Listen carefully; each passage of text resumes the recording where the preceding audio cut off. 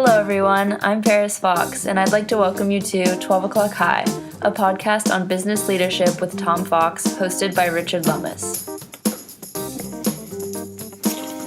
Hello and welcome to another episode of 12 O'Clock High, a podcast about leadership. It's Richard Lummis, and I'm here with Tom Fox for another discussion on how to improve our leadership skills.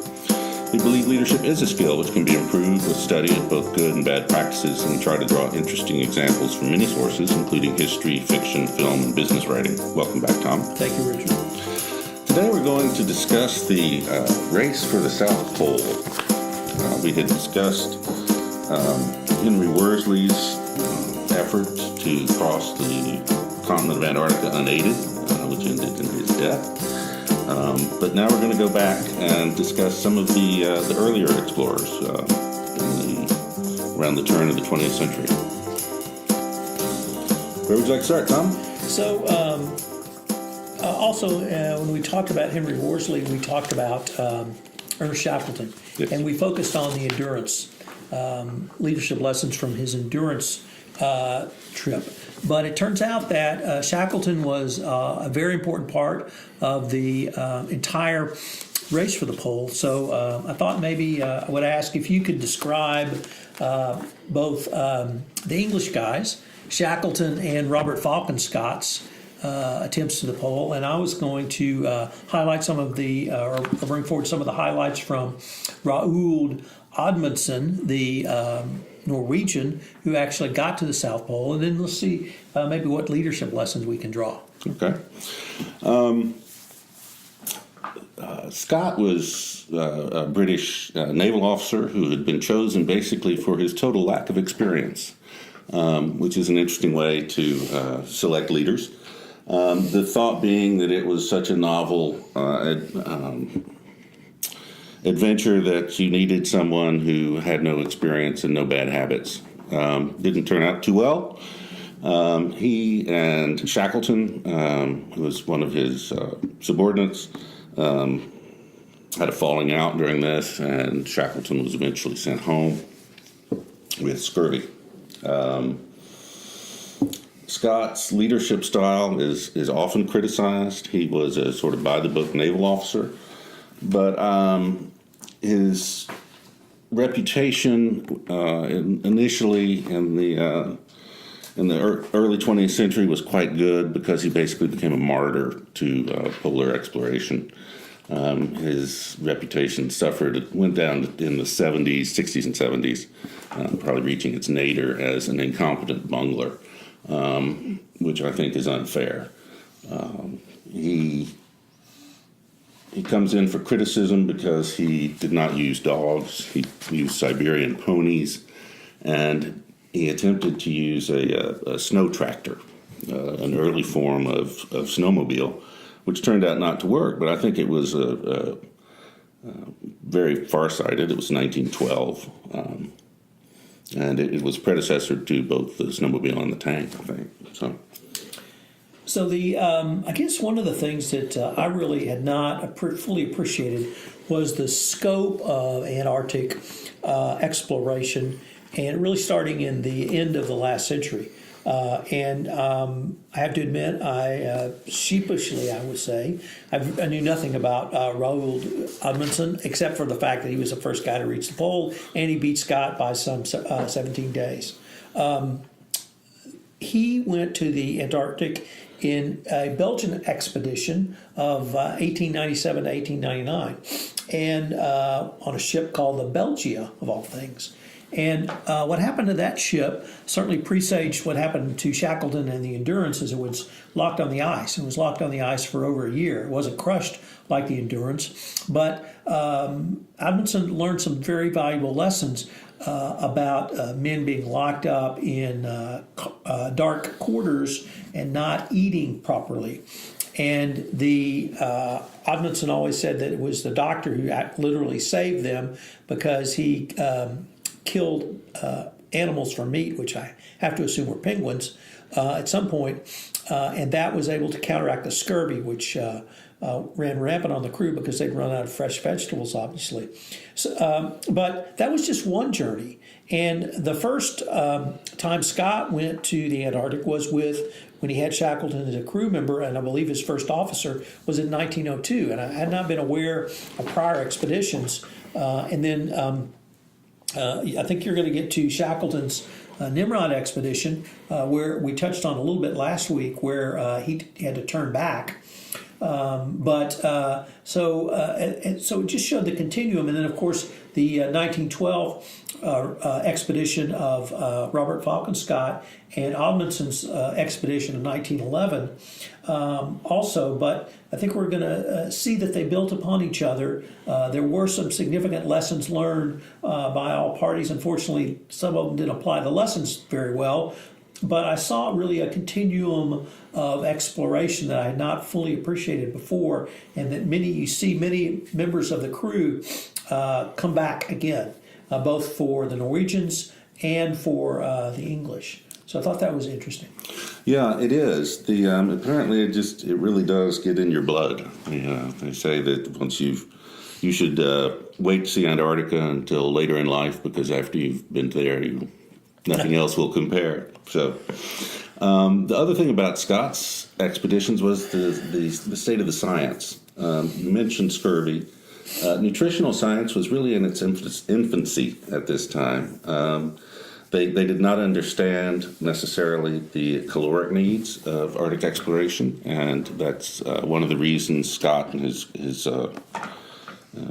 companions died, was they were basically undernourished. And I think that's also what killed Worsley at some point. Right. But on the winter before Scott's attempt to go to the pole, there was actually an expedition to go collect emperor penguin eggs. The emperor penguins lay their eggs in the Antarctic winter, and so these three officers, one a man named Cherry Gerard, and then two of the others were the ones who died with Scott. But Cherry Gerard wrote a memoir about it, and it's absolutely horrifying. In the cold and darkness with no GPS and trying to navigate and sleeping in reindeer skin sleeping bags. It's quite a story, and they did come back with the eggs, and they sat unexamined for years in the British Museum. So one of the things that struck me about Amundsen was he did not originally want to go to the South Pole. He wanted to be the first to reach the North Pole, and he took steps to achieve that goal. And indeed, as we'll explain a little bit later, his trip to the North Pole, he rerouted to the South Pole when he found out that Peary had reached the North Pole in 2009. But before he made his dash to the pole and his expedition to the South Pole, he'd gone on an extensive 3-year voyage trying to secure the Northwest Passage. And that is a passage from the Atlantic Ocean through the north out to the Pacific Ocean. This had been a mariner's dream for hundreds of years and had never been done. And really what I found, Richard, was in many ways it wasn't so much that this adventure got into his blood which drove him. It was actually gave him the technical expertise to succeed. Because he he wintered on Prince William Island and lived with Eskimos. And he learned 3 critical elements that he utilized in his dash to the South Pole. One was that up until this time, outer garments had been made of wool, and that this was not available to the Eskimos. They used animal skins. And it turns out that not only animal skins warmer, but they were water repellent. And so he adapted his outerwear and his tents to reflect animal skins. The second was that we talked about a little bit, but we'll talk about a little bit more, which was the use of dogs and dog sleds. And he actually learned this from the Eskimos. This was not something native to Norway. The skiing was, and we'll talk about that, but he really learned that you could travel much more efficiently over the ice with dog sleds. And then the third thing, which seems so self-evident now, but recognizing that this was the age of exploration, was igloos. and that it was they were thought to be the primitive home of a primitive people. Well, the reason they were the primitive home of primitive people for thousands of years is they worked and they insulated.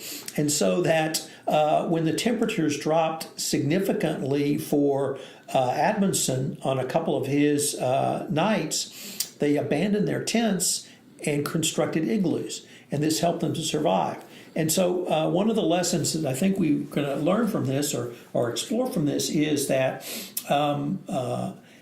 if you build upon the lessons of others, it can make you a stronger leader going forward.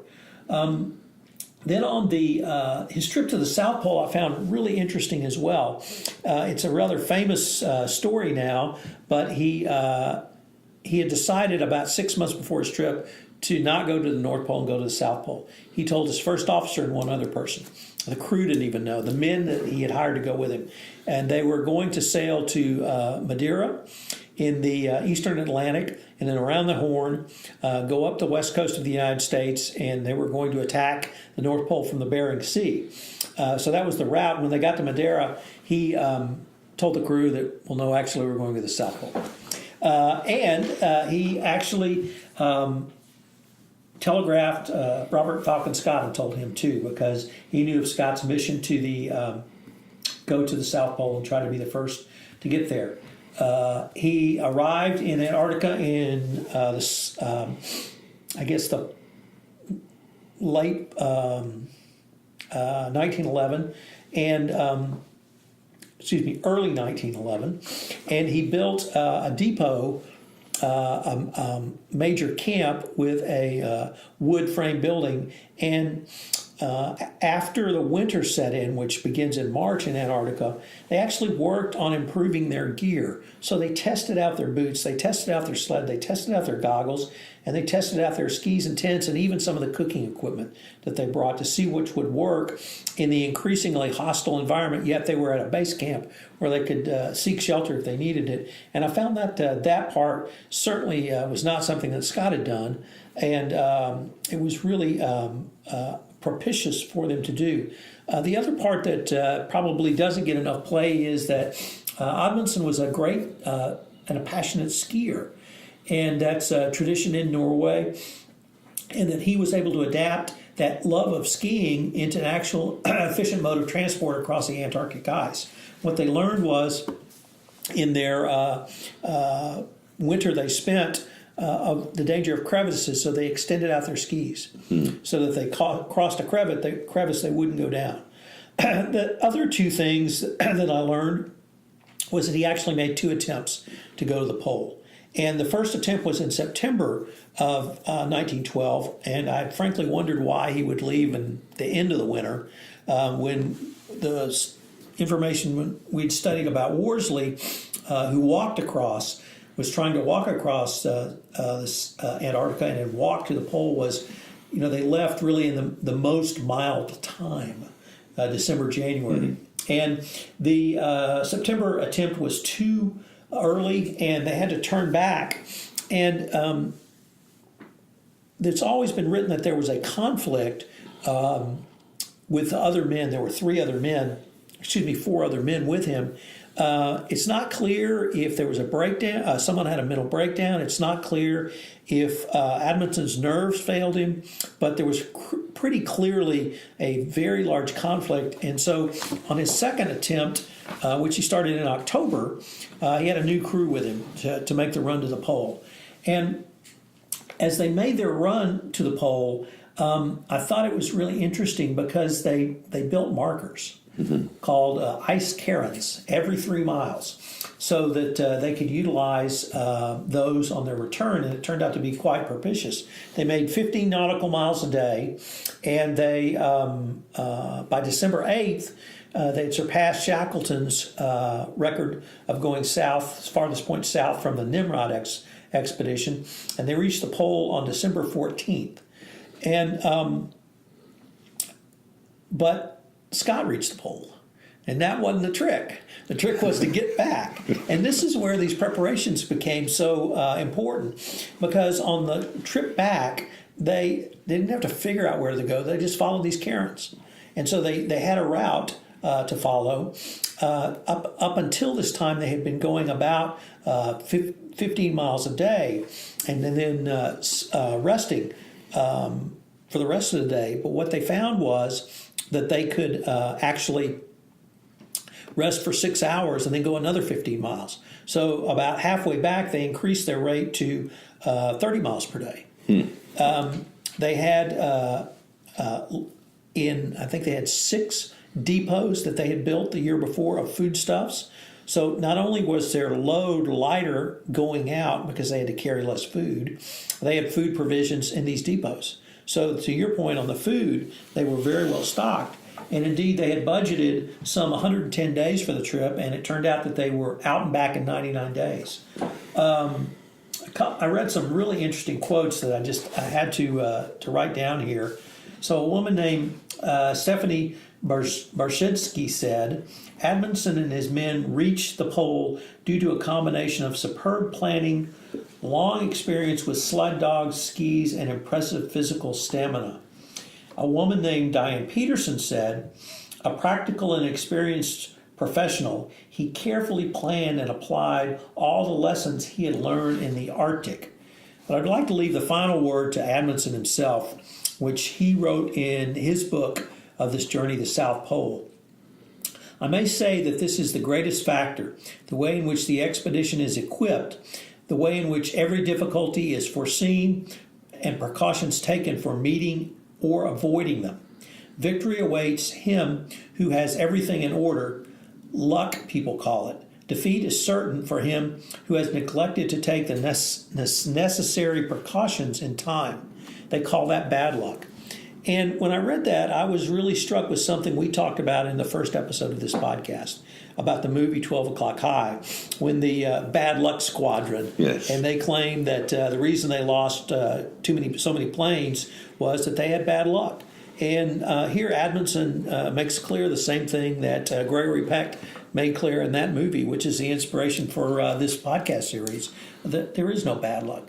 There's bad preparation, there's bad planning, and that probably was the greatest difference between Scott and Amundsen. And I really had not fully appreciated how Amundsen had done that, but he did this through very detailed planning and very detailed execution of that plan in all of these steps that we laid out. The physical stamina, I'm going to give him that. Yeah. I got to give them that. But the rest, the logistics, the transport, the fuel that they took, obviously the use of the dogs was critical, but the use of the dogs allowed them to kill the dogs and eat them. Yes. So there was nourishment. The markers, I have not fully appreciated the markers, how important those were as well. So really lots of very interesting, and when you read or when I read the account of Amundsen, I don't want to say it was almost technical, but it was almost textbook. Yeah. He planned it and he did it. And whether he was temperamentally suited better than Scott to do so, I don't know. But he had served in the Merchant Marine, Norwegian, I guess Swedish, and then Norwegian Merchant Marine. So he was not a naval officer and didn't have that sort of locked-in, rigid mentality. You spoke about that in the context of Shackleton. Shackleton was also a Merchant Mariner. So was open to other ideas, or at least discussing them with others. Yeah, I think you're right. Amundsen, the years of honing his skills in the Arctic first, and then transferring them to the Antarctic, were one of the keys to his success. Whereas the British seem to prefer a sort of amateur slapdash approach. Try a little bit of everything, but not really do it in advance. So. One of the other things about Scott that he was criticized for when they found his body, they were still carrying geological samples on their sled, extra weight, which Amundsen had no use for. His goal was to reach the South Pole and get back. Scott had a hash of goals, just too much to do, and lack of focus, I think, is one of the key lessons here. Exactly. One of the papers we read said effective leadership requires a clear strategic focus. And that's what I saw in Amundson. You're absolutely right. His goal was to get to the pole. If ponies would have got him there, I'm sure he would have used ponies. But dogs got him there because he had seen dogs in action. He had seen dogs work. And one of the things that he did in the winter months when they were at their base camp, they realized that the runners on their sleds were adapted for the Arctic and not for the Antarctic. So they actually went out and did tests, and they replaned down, and then they took the shavings and were able to use those shavings and cuttings to create yet another sled, which just stunned me. Smaller indeed, but they were able to basically do practice runs to adapt the sleds and the wood they'd used, the birch wood they'd used. So it was a clear strategic focus, and it was clear that, as you said, Scott had way too much going on. Even if he had the leadership capabilities, there was just too much going there. Yeah. I guess one of the other lessons we get from Shackleton and the Nimrod expedition, when he and his team got, I think, within about 90 miles of the pole. And as you correctly point out, navigation in the polar regions is quite difficult. That was, of course, one of the controversies about whether Peary ever actually reached the pole has to do with his astronomical calculations once he claimed to have reached it. But Shackleton knew when to quit. They got within 90 miles, and they weren't going to be able to get to the pole and get back safely, and so they turned around. Well, and Amundson turned around once as well. Yes. So the second point I'd like to really talk about, though, is that successful leaders are open to new ideas. And this is a theme that's been throughout this podcast. But the Norwegians were willing to consider utilizing new techniques. Obviously, the skis were not new, but the dogs were new. The diet was new. The clothes were new. Even as I mentioned, the kerosene lamps, they decided that the ones they had custom made from England, no less, were too heavy for the tents they were going to use and their carrying capabilities. So they were modified them to make them smaller. And all of these, they made a difference. And we've talked about Shackleton, and certainly in the the endurance situation where he did consult with others. But it's not clear to me that Scott really was able to do that as effectively. I think that's right. As I pointed out, Scott did innovate in some ways. His use of Siberian ponies was innovative, not effective. His use of the snow tractor was innovative and not effective. The other thing, though, that for whatever reason there was some sort of emotional attachment to not skiing. That it was like Worsley, that walking was harder, so it was somehow better. Right. I hate to just say chalk that up to the we are an Englishman, but maybe it was. The other thing that I had not fully appreciated was Scott took 5 men to the pole.